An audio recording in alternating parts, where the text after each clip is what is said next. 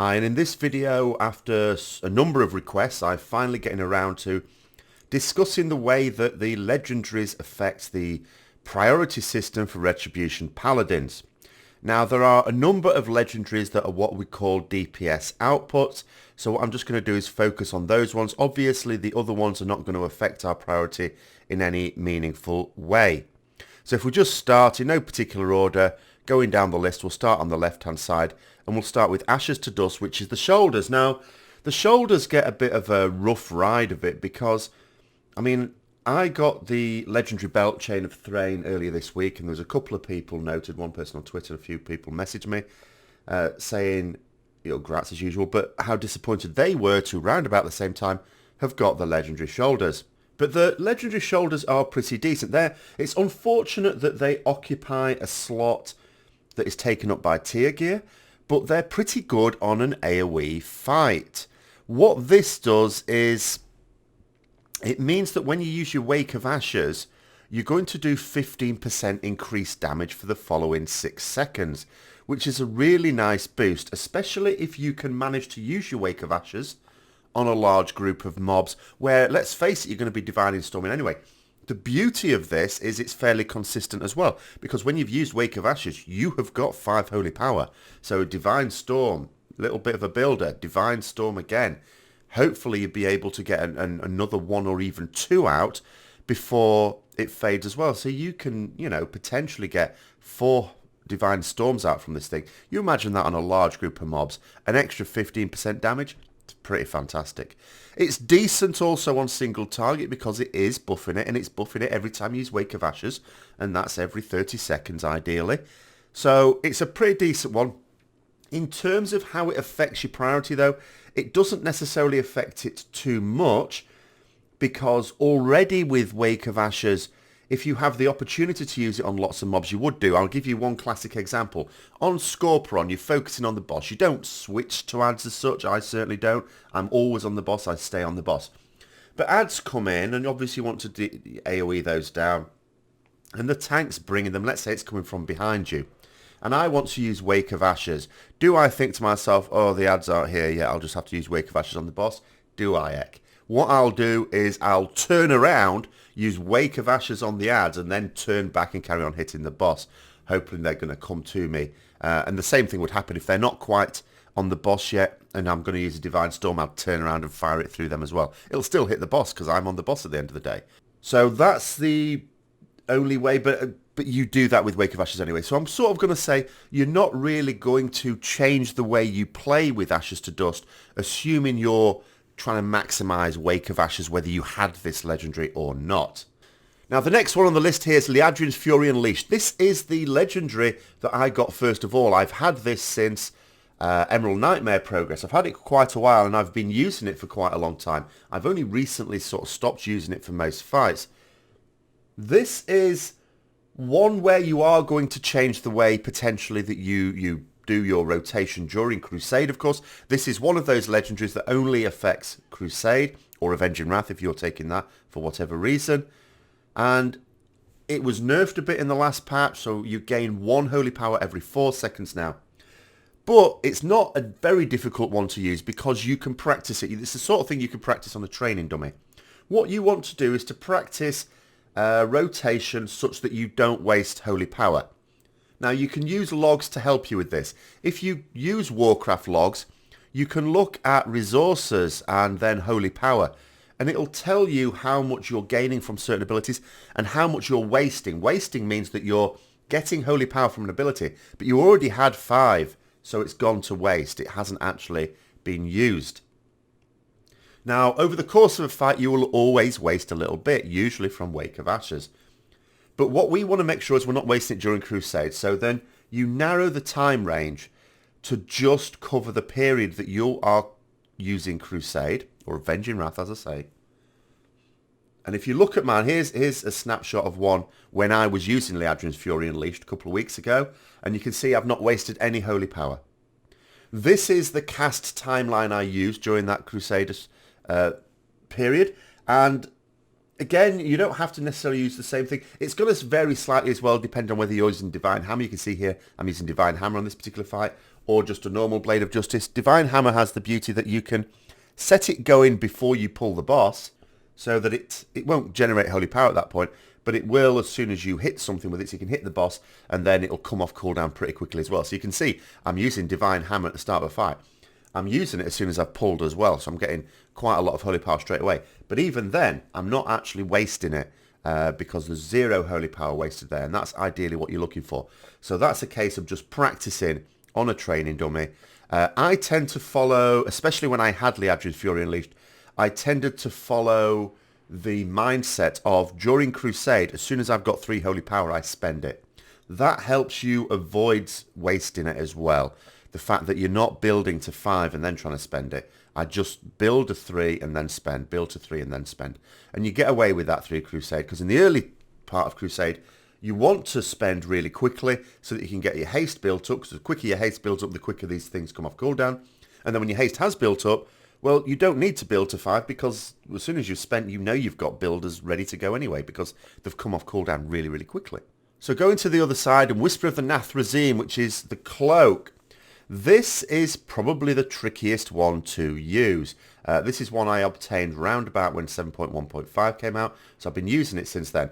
You definitely want to track the buff for this. So just to cover up how this works, it's not buffing your Divine Storm and Templar's Verdicts as such. It only works if you can chain several together. This is how you get the best use out of it. So it is a legendary where the difference between focusing on how to get the best out of it and just paying no attention and not changing rotation at all can be a significant amount of damage lost or gained, whichever way you look at it. So you get a buff from this whenever you use Divine Storm or Templar's Verdict, which means that if you use the next one within 4 seconds, that it will do 15% more damage. So you've got to be tracking that buff. And what it basically means is ultimately you need to get to a situation where you can think to yourself, I'm going to use a spender, that'll give me the buff, and then I can use 2 more non-spender abilities before I have to use a spender again to be certain of being able to keep that buff going. Now, during Crusade, when your haste is built up, it's absolutely simple. You can actually spend all of your holy power and still have enough time to build up and use again, no problem at all. Outside of Crusade, this is not so straightforward. In theory, you can have no holy power and use Blade of Justice and Crusader Strike. That's 2 abilities used, and you'll be able to then use a Templar's Verdict or Divine Storm to get the benefit from the buff as well. But what if you get to a situation where, let's say, Judgment's just come off cooldown, but you still need to press 2 builders? So, I mean, if Judgment's called cooldown, you'd suddenly go Judgment and then maybe Blade of Justice, and if you already had at least 1 holy power, you'll still be able to use it again. You can keep it going at least 1 more cycle. But let's say you've got no holy power and Judgment's just come off cooldown. Do you use a Crusader Strike and a Blade of Justice and then spend so you don't waste the buff? Or do you say, oh well, because I didn't have Judgment, I've still wasted damage there? Generally speaking, my opinion is that you don't want to be doing it without Judgment, because even I've actually done pretty well. If I show you here, I've got quite low levels of mastery, just over 18%. Now, the issue here is we're going to be getting more mastery as we go through Nighthold anyway. I'm not going to be able to stave it off forever. So far I've done pretty well with it. But that 18% is still more damage. That means Judgment's going to make my finisher do more damage than the Cloak, which is 15%. So it's better to just let the Cloak debuff go then. Build up again. But the idea is you build up again. Wait till you've got to 5, because then you can use your finisher, a builder, and then another finisher. You're at least getting 1 Templar's Verdict out at all times. So what you don't want to be doing with this Cloak is in isolation just using a Templar's Verdict when you didn't have the buff, and knowing full well that you won't be able to use the next one with the buff as well. So it's about chaining as many as you can. Outside of Crusade, you will never chain it over and over and over and over again. It just won't happen like that unless you get very lucky with procs. We have some sort of proc-based play even without Divine Purpose now. And people may ask as well, will Divine Purpose make this better? You lose so much damage from Divine Purpose that you don't really want to be taking it just to try and get the benefit out of the Cloak. You lose so much by taking that instead of Crusade, so no. On to Chain of Thrain. This is our Biss legendary, and it's also quite fortunate in that we don't have to pay any attention to it whatsoever. With this equipped, you just do your normal rotation, because all it does is it adds a straight up 10% extra damage when you've got Crusade active, or Avenging Wrath, whatever you want to call it. It's not dependent on any conditions. You don't have to do anything fancy. During Crusade, you will want to maximize your damage anyway, so just doing what you would normally do to maximize your damage during Crusade will also maximize the benefit of Chain of Thrain. So obviously, you're going to devalue this legendary if, for example, you pop your Crusade and then have to run away from something or something like that. So in other words, if you're not able to maximize your damage from Crusade, you're not maximizing the damage from this legendary. If you find you're on a fight where this seems to happen quite a lot and you just feel you're not getting the best out of Crusade, then maybe this actually won't be your Biss, and you've got a choice of different legendaries, maybe go for a different one. But if you can be on the boss and not having to move around and not having to do anything silly and not getting stunned or anything like that, Chain of Thrain is the Biss legendary. The next one is Sephir's a Secret. Whenever we get this legendary, there's always a high disappointment value attached to it. But it is still a potential DPS increase. It can be useful. More likely useful in dungeons than raids, but on some raid bosses it can be useful as well. So we have to successfully apply this. It's no good just pressing the ability. But if we can successfully apply, as it says here, a loss of control effect on an enemy, interrupting an enemy, or dispelling any target, grants you 70% increased movement speed and 25% haste for 10 seconds. We can only get the benefit of this every 30 seconds. So there's plenty of scope to use this in a dungeon, and the 25% haste can be very, very useful, especially if you have our friend the Whisper of the Nathrazim here. I have sometimes in my darkest moments considered taking this in dungeons along with the cloak, but now that I've got the belt, I'm sort of thinking, nah, do I really? Maybe not. But then again, that can also depend in dungeons. Are you finding yourself using Crusade off cooldown? If you're not, if you keep waiting for bosses to use it on, and maybe on a week like this week when it's tyrannical you might do that, I don't know, then maybe you're getting less benefit from the waste anyway, and you might think about something like this. But what you want to be doing is wherever possible, certainly you want to be getting your interrupts in, but make sure you coordinate them with your group so someone doesn't do it a nanosecond before you and you don't get the benefit. Dispelling the certain bosses where, you know, the poisons or diseases go on your friends, and you should be able to use that. And then other ones would be loss of control effects. We've got a couple of abilities that can do that as well. And we're getting that haste. We'll also get the movement speed. I don't know what you're like, but in dungeons, I constantly feel I'm being left behind. So the ability to be able to do that on something and get a bit of a speed boost for 10 seconds towards the end of killing a trash pack, so you can have a speedy boost to get to the next one pretty well, sounds decent to me. It's just that in a raiding situation, most often there's an interrupt rotation, so you can't just get in whenever you feel like it. And also most people will not want you to crowd control mobs because they might want to move them somewhere and they don't want you being a pain in the arse. Finally, Kil'jaeden's Burning Wish. This is the trinket, and it's an on-use one.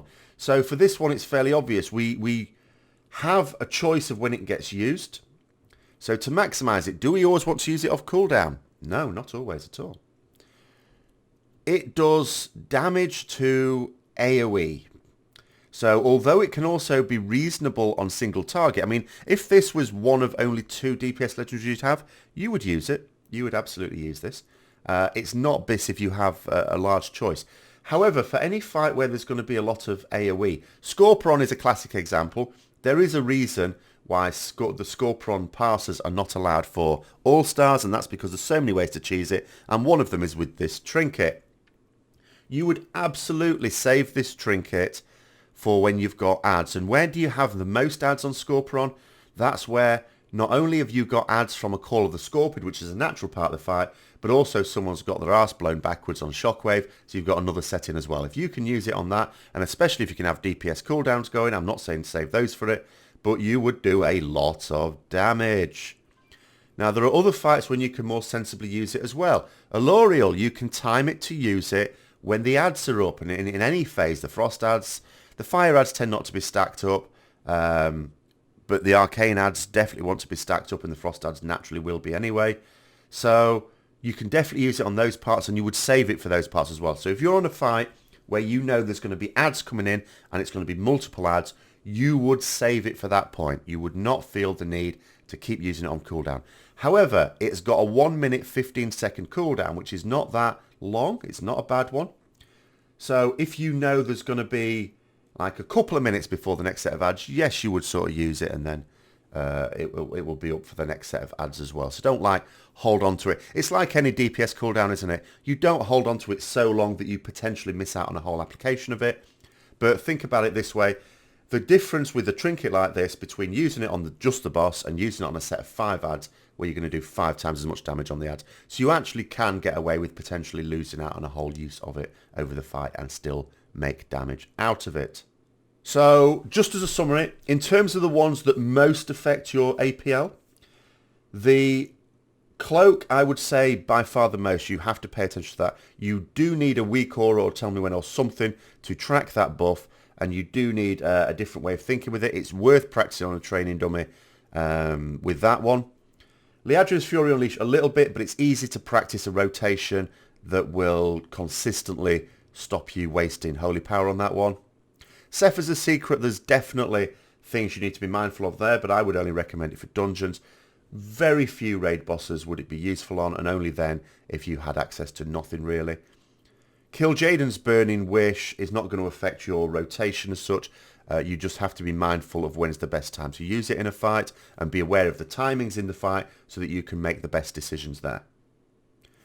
The ones like Ashes to Dust and Chain of Thrain don't really require you to think at all about using it. Just use Wake of Ashes and Crusade respectively as you normally would to maximise the damage from them, and you will naturally maximise the damage from the legendaries associated with them.